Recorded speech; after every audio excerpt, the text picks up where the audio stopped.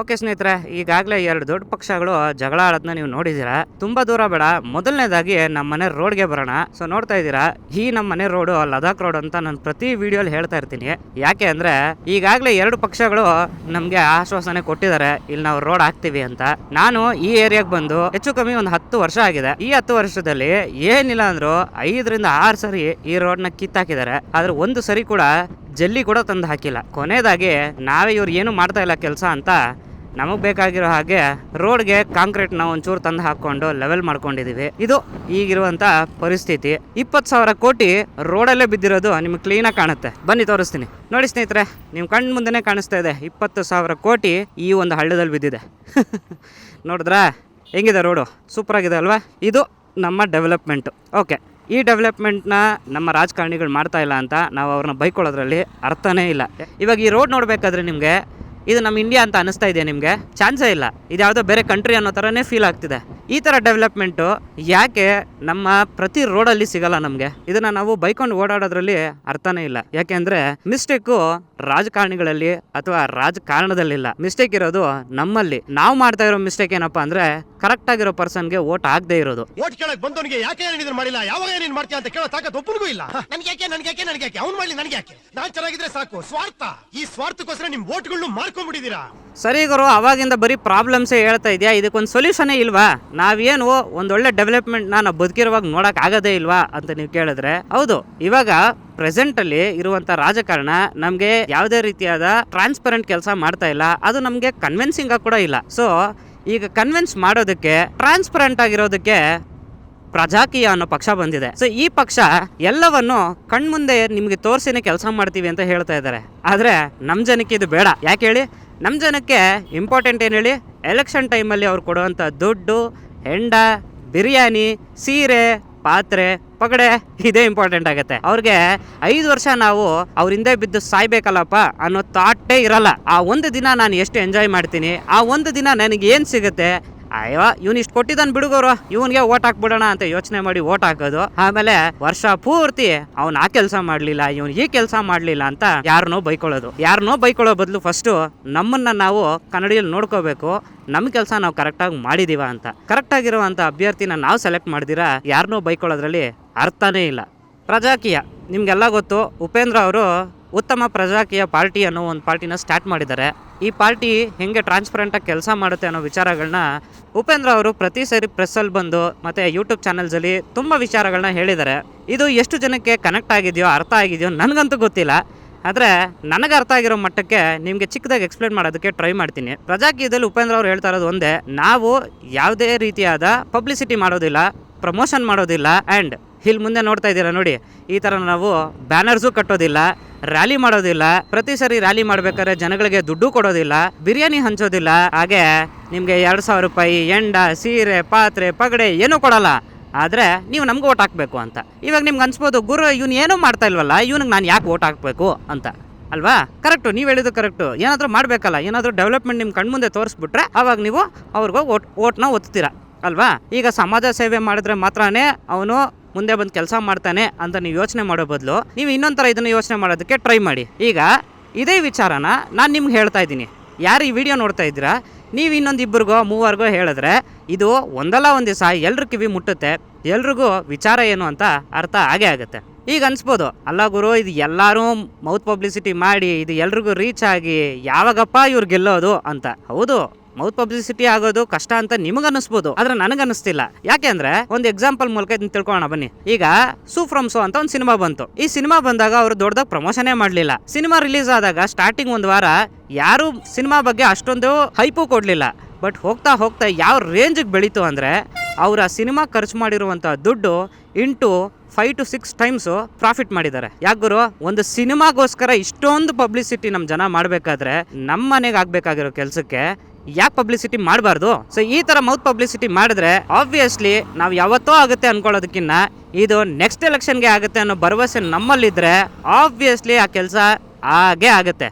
ಈಗ ಪ್ರಜಾಕೀಯದಲ್ಲಿ ಒಂದಷ್ಟು ಪಾಯಿಂಟ್ಸ್ ಇದಾವೆ, ಇದನ್ನ ನಿಮ್ಗೆ ಹೇಳೋದಕ್ಕೆ ಟ್ರೈ ಮಾಡ್ತೀನಿ. ಮೊದಲನೇದಾಗಿ ಇವಾಗ ನೋಡಿ, ನಾನು ನಿಮ್ಗೆ ನಮ್ಮ ಮನೆ ರೋಡ್ನ ಸ್ಟಾರ್ಟಿಂಗ್ ಅಲ್ಲಿ ತೋರಿಸ್ದೆ ಯಾವ ರೇಂಜ್ ಇದೆ ಅಂತ. ಸೊ ಪ್ರತಿ ಸರಿ ಈ ತರ ಪ್ರಾಬ್ಲಮ್ ಬಂದಾಗ ನಾವು 5 ವರ್ಷ ಕಾಯ್ಬೇಕು.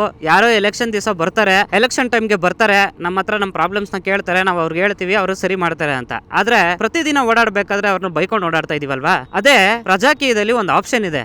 ಏನಪ್ಪಾ ಅಂದ್ರೆ ನಿಮ್ಗೆ ಇವತ್ತೊಂದು ಪ್ರಾಬ್ಲಮ್ ಇದೆ ಅಂದ್ರೆ ಪ್ರಜಾಕೀಯ ಅಪ್ಲಿಕೇಶನ್ ಅಲ್ಲಿ ಹೋಗ್ಬಿಟ್ಟು ನೀವು ಡೈರೆಕ್ಟ್ ಆಗಿ ನಿಮ್ಮ ಏರಿಯಾದ MLA ನೋ MP ನೋ ಅಥವಾ ಯಾರಿದಾರೋ ಅವರು ಕನ್ಸರ್ನ್ ಪರ್ಸನ್ ಅವ್ರಿಗೆ ಡೈರೆಕ್ಟ್ ಆಗಿ ನೀವು ಕಾಲ್ ಮಾಡಿ ಮಾತಾಡ್ಬೋದು. ಅಕಸ್ಮಾತ್ ನೀವು ಕಾಲ್ ಮಾಡಿ ಮಾತಾಡಿದಾಗ ಗುರು ಅವರೇ ಮಾತಾಡ್ತಾರೆ, ಏನ್ ಗುರು ಕನ್ಫರ್ಮೇಶನ್ ಅಂತ ನೀವು ಕೇಳಿದ್ರೆ ಅದ್ರಲ್ಲಿ ನೀವು ಬೇಕಾದ್ರೆ ವಿಡಿಯೋ ಕಾಲ್ ಮಾಡೋ ಆಪ್ಷನ್ ಕೂಡ ಇದೆ, ಅದನ್ನು ಮಾಡಬಹುದು. ಎಷ್ಟು ಈಸಿಯಾಗಿ ನಿಮ್ಮ ಏರಿಯಾದ ಜನಪ್ರತಿನಿಧಿನ ಕನೆಕ್ಟ್ ಮಾಡ್ಕೋಬಹುದು. ಇದಕ್ಕಿಂತ ಪ್ಲಸ್ ಪಾಯಿಂಟ್ ಇನ್ನೇನ್ ಬೇಕು ಗುರು ಪ್ರಜಾಕೀಯನ ಒಪ್ಕೊಳ್ಳೋದಕ್ಕೆ. ಜೊತೆಗೆ ಅವ್ರು ಮಾಡೋ ಪ್ರತಿ ಒಂದು ಕೆಲಸನೂ ಅಪ್ಲಿಕೇಶನ್ ಅಲ್ಲಿ ಅಪ್ಡೇಟ್ ಮಾಡಬೇಕು. ಪ್ರಜಾಕೀಯ ನಮ್ಮ ಏರಿಯಾದಲ್ಲಿ ಗೆದ್ದಿದೆ, ಈಗ ನಾನು ಹೋಗ್ಬಿಟ್ಟು ಅದರಲ್ಲಿ ಗುರು ನಮ್ಮ ಏರಿಯಾಲಿ ನಮ್ಮನೆ ರೋಡ್ಗೆ ರೋಡ್ ಹಾಕಬೇಕು, ನಾನು ಹೋಗಿ ಅದರಲ್ಲಿ ಕ್ಲಿಕ್ ಮಾಡಿದ್ರೆ ಕ್ಲೀನ್ ಆಗಿ ಅದ್ರಲ್ಲಿ ತೋರಿಸ್ಬಿಡುತ್ತೆ ಯಾವ ತರ ರೋಡ್ ಹಾಕಬೇಕು, ಎಷ್ಟು ಬಜೆಟ್ ಆಗುತ್ತೆ, ಆ ಒಂದು ಪ್ಲಾನ್ ನ ನಾವು ಎಷ್ಟು ದಿನದಲ್ಲಿ ಕಂಪ್ಲೀಟ್ ಮಾಡ್ತೀವಿ ಅನ್ನೋ ಎಲ್ಲ ಇನ್ಫಾರ್ಮೇಶನ್ ಆ ಒಂದು ಅಪ್ಲಿಕೇಶನ್ ಅಲ್ಲಿ ಕೊಟ್ಟಿರ್ತಾರೆ. ಜೊತೆಗೆ ಒಂದು ಮೆಟೀರಿಯಲ್ ತಂದು ಆ ರೋಡ್ ನ ರೆಡಿ ಮಾಡ್ಬೇಕಾದ್ರೂ ಕೂಡ ಫೋಟೋಸ್ ತೆಗೆದು ಅಪ್ಲಿಕೇಶನ್ ಅಲ್ಲಿ ಅಪ್ಲೋಡ್ ಮಾಡಬೇಕು. ಈಗ ನಮ್ಮನೆ ರೋಡ್ ನ ಈಗಾಗಲೇ 5 ರಿಂದ 6 ಸರಿ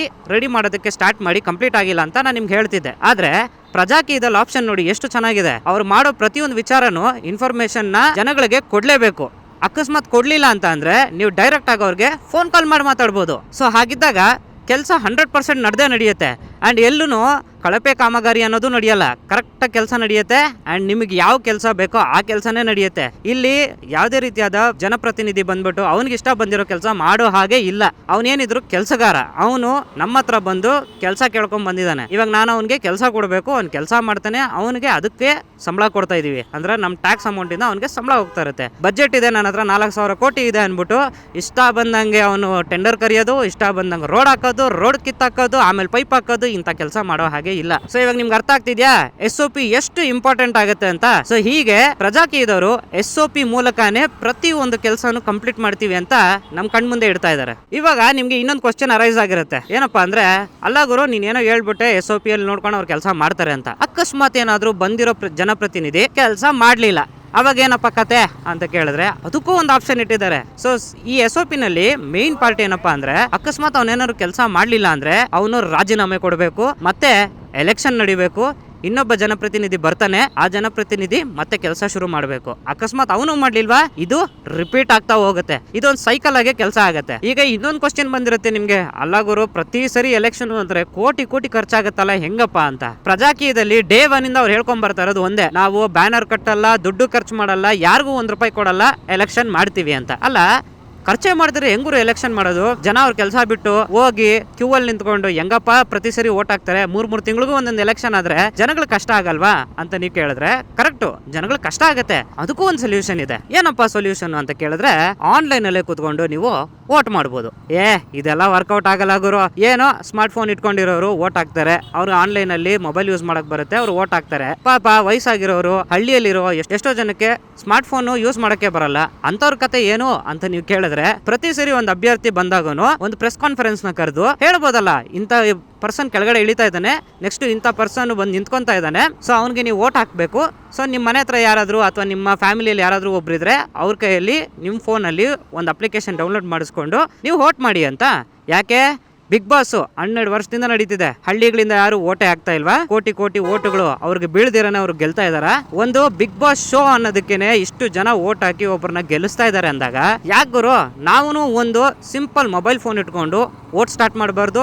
ಒಬ್ಬ ಅಭ್ಯರ್ಥಿನ ನಿಲ್ಲಿಸ್ಲೂಬಹುದು, ಇನ್ನೊಂದು ಅಭ್ಯರ್ಥಿನ ಕೆಳಗಡೆ ಇಳಿಸ್ಲೂಬಹುದು. ಇದನ್ನೇ ನಾವು ರೈಟ್ ಟು ರೀಕಾಲ್ ಅಂತ ಕರಿತೀವಿ. ಸೊ ಈ ರೈಟ್ ಟು ರೀಕಾಲ್ ಸದ್ಯಕ್ಕೆ ನಮ್ಮ ಕಾನ್ಸ್ಟಿಟ್ಯೂಷನ್ ಅಲ್ಲಿ ಇಲ್ಲ, ಆದ್ರೂ ಇದನ್ನ ನಾವು ತರಬಹುದು. ಈಗ ಸ್ವಲ್ಪ ಮೇಧಾವಿಗಳಿರ್ತಾರೆ, ಅವ್ರು ಬಂದ್ಬಿಟ್ಟು ಕಮೆಂಟ್ಸ್ ಅಲ್ಲಿ ಹಾಕ್ತಾರೆ, ನೀನ್ ಯಾವನ್ ಗುರು ಸಂವಿಧಾನನೇ ಚೇಂಜ್ ಮಾಡೋದಕ್ಕೆ, ನೀನೇನು ಅಷ್ಟು ದೊಡ್ಡವನ ಅಂತ. ಗುರು ಫಸ್ಟ್ ಆಫ್ ಆಲ್ ಒಂದ್ ಅರ್ಥ ಮಾಡ್ಕೊಳ್ಳಿ, ಸಂವಿಧಾನದಲ್ಲೇ ಬರ್ದಿದೆ, ಕಾಲಕ್ಕೆ ತಕ್ಕಂಗೆ ಸಂವಿಧಾನದಲ್ಲಿ ಬರ್ದಿರುವಂತ ಪಾಯಿಂಟ್ಸ್ ನ ಅಮೆಂಡ್ ಮಾಡಬಹುದು, ಅಂದ್ರೆ ಚೇಂಜ್ ಮಾಡಬಹುದು ಅಂತ. ಯಾಕೆ ನಾವೇ ಇದೆಲ್ಲ ಮುಂದೆ ನಿಂತು ರೈಟ್ ಟು ರೀಕಾಲ್ ನ ಯಾಕೆ ತರಬಾರ್ದು?